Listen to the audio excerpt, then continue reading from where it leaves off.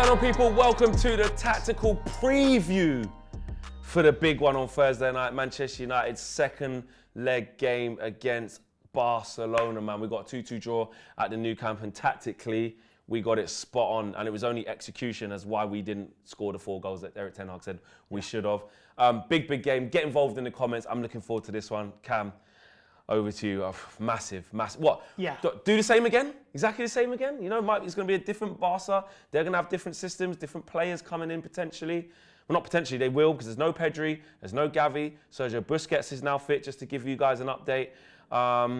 And Christensen, obviously, you know, he started on the weekend. We don't know.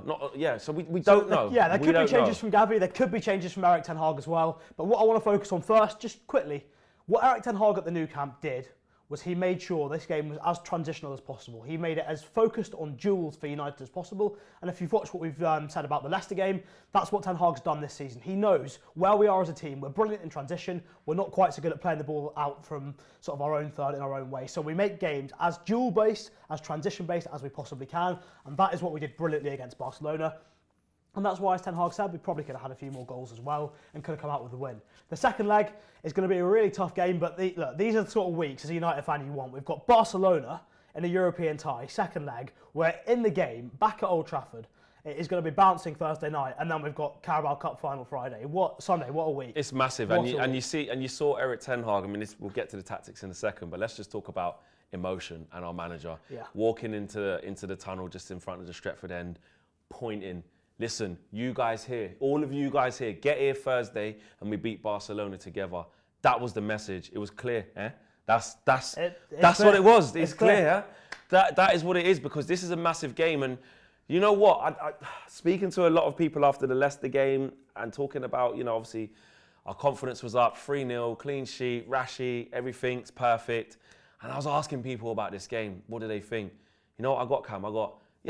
2-0, 3-0. Someone said 4. Oh, yeah, we saw them. They're nothing at the Nou Camp. We got this. Easy. Haley, same thing. Yeah, light work. Speak to KG. You know what you're going to get there. Yeah. And I'm not saying I don't feel confident about this game, but this is where it does get interesting when you actually break it down and think what Barcelona are potentially going to look like, because this is a tough game. We can't underestimate that they will improve as well after a poor first leg where we dominated and should have won the game. 100%. They're going to be better this time around. I think we'll look at some of the players that they've got that they'll bring into the team, but they're going to be a lot better than they were last week. They were poor last week. Even though they're missing some key players, though. There's no Pedri, there's no Gavi. They are, so that will hurt them going forward. Still. But I think sort of playing out from the back where they made a lot of mistakes in sort of their own third of the pitch. With Busquets in there, they won't make quite so many mistakes. And I think as well in terms of the back four, it should be a little bit more settled next week. On Thursday. I think last time a few Barca fans weren't too happy with the number of changes that Xavi made to that back line. But yeah, you've got to give Ten Hag credit for the way he set up. Yeah. In terms of the Barcelona team then that we saw on Thursday, really, Marcos Alonso and Jordi Alba weren't brilliant. Jordi Alba didn't really offer too much from that left side. Gavi had an absolute stinker. He was terrible, let's be honest. Yeah. Kessie didn't really help him build up. And all of that sort of stuff made it a lot easier for United to play. So what I think we'll talk about now quickly is that when United were pressing high, sort of the way we tried to press was that obviously Barcelona with what they tried to do in midfield is they tried to drop sort of Gavi in to create a 4. So that sort of tries to give them an overload, but United did a really good job of stopping that. So what you typically see is Gavi dropping in here, tucking in here, Jordi Alba going really high and wide to stretch the pitch. So you've got Rafinha on one side, you've got Jordi Alba the other, you've got Lewandowski, you've got Gavi, you've got Pedri getting in the half spaces. So you've essentially got a 5 versus the last line of the opposition. But what United did really well, and Barcelona were building from deep, is that we sort of played in this 4-1-4-1 shape. So we had Sancho, Fred, Weghorst and Bruno sort of staying really narrow across the width of the pitch, not worrying too much about what's happening outside of them either side. And Barca sort of built up in more of a 3. And that's why Marcos Alonso started, obviously, being in that left position, left side of that 3. Having a left foot there is really helpful for the passing angles out to Jordi Alba and into Gavi as well. But what we did that was so sort of well executed was obviously Rashford was sort of applying a little bit of pressure there, but Fred was right on top of Frankie de Jong and Weghorst was sort of dealing with Kessie when the ball was that side in front of him.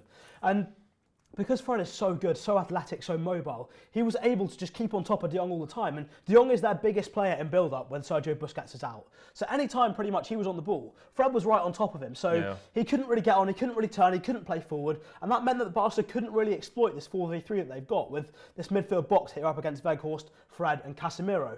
And obviously Sancho and Bruno staying fairly narrow helped with that as well. And we, for the most part, I think, tried to force Barca around the outside. And once that happened, they weren't too keen to switch the play side to side. So what we saw was United were able to collapse across the pitch really quickly, really effectively. And condense it, isn't it? And condense it really nicely. We leave sort of the one on the far side.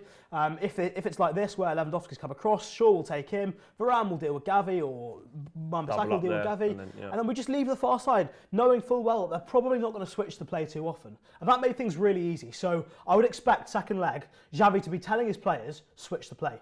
Because if they do that, they have got space on the opposite side. We know in terms of Wan-Bissaka's game, if he plays in the second leg, he's not the best at defending on the far post, so that could be an issue that's presented.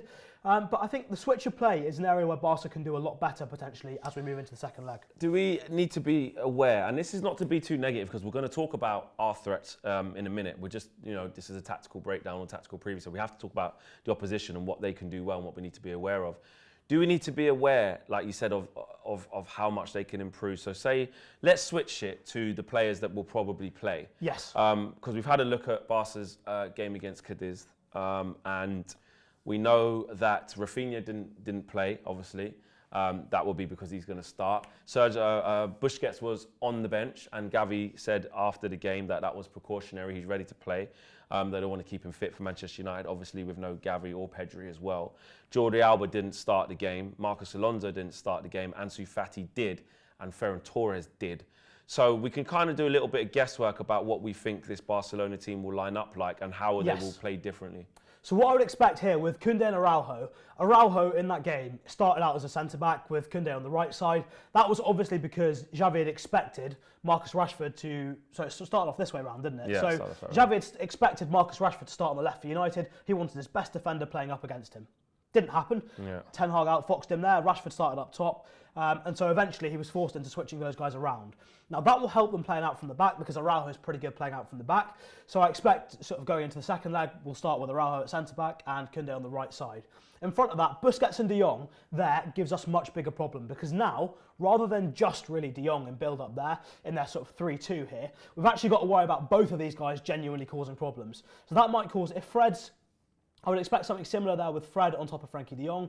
And now whether it's Weghorst or whether it's Sabitzer, I don't know in that midfield. I think we could see a midfield. What would you go with? What's best for this game? Exactly what we did away at Barcelona? Casemiro, Fred? I think it's... Or would you bring in Sabitzer? It's a really tough one. Definitely Casemiro's got to play. Oh, we know that. We know that. For me, it's between Weghorst and Sabitzer, or whether we potentially see Rashford on the left, Weghorst up top, and we see maybe Sabitzer starting from the left instead of Jadon Sancho. This is really interesting. Putting him in there. And the reason I think that is because against this midfield four, this sort of box that they create, it's going to be a lot more reliant on our mobility to stop them playing.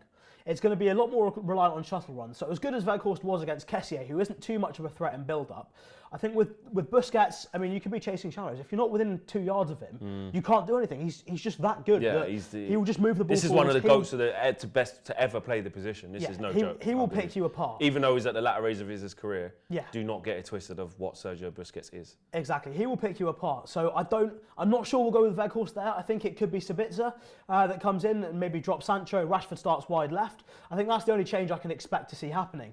But I think the most important thing for United is that mobility in that midfield. Because if it's a 4v3 overload for Barca, they're going to have to be doing shuttle runs all game long, pressing really hard, being really intense, and that's how we can get the best out of it. The flip side, obviously, of Sergio Busquets, as good as he is in possession, he can't move out of possession. So it will mean that if Sabitzer, if Fred can nick the ball away from him and De Jong, we will potentially have more space on the transition there. I think I'm just going back to our selection of what we do and what I think Ten Hag will go. For me, Fred's got to play. Fred has to play, 100%. Fred's playing. I know Sabitzer's back available, etc., but Fred's got to play, and we know Casemiro's got to play. That leaves one spot. Can I see him not starting Jadon Sancho again? Well, I know he started him at the Nou Camp. Yeah. I'm just thinking, would he? I think he goes the same. I think he goes exactly the same. Do you think? For me, I think the fact Weghorst played 90 yesterday, combined with obviously sort of Sancho did come on, so obviously maybe he wants him to be fit. But I think what he's going to see, I think we will see Sabitzer in there, or at the very least, maybe Weghorst doesn't play. Rashford comes on up top, and we see Sabitzer in here. Could we just play a 3? Yeah. Could we, instead of having a 10, like you said? Yeah. No Weghorst. Have Sabitzer in there. Yeah. Just have Sabitzer in there, and then you've got, if you just bring him in. Where's Weghorst? There he is. And Sabitzer, yeah. Get Sabitzer on the pitch there. I think that dynamism, that energy is going to be so important there. And we'll have Bruno there, obviously Sancho there. But the thing with Jadon Sancho, he wasn't as effective as he possibly could be because he didn't really have runners around him. He didn't have Luke Shaw flying forward. He didn't have people flying forward down the other side. And that's what you need to do to get the best out of Jadon Sancho there. So the last thing I want to talk about is how Barca pressed us playing out from the back and the way our sort of approach in possession.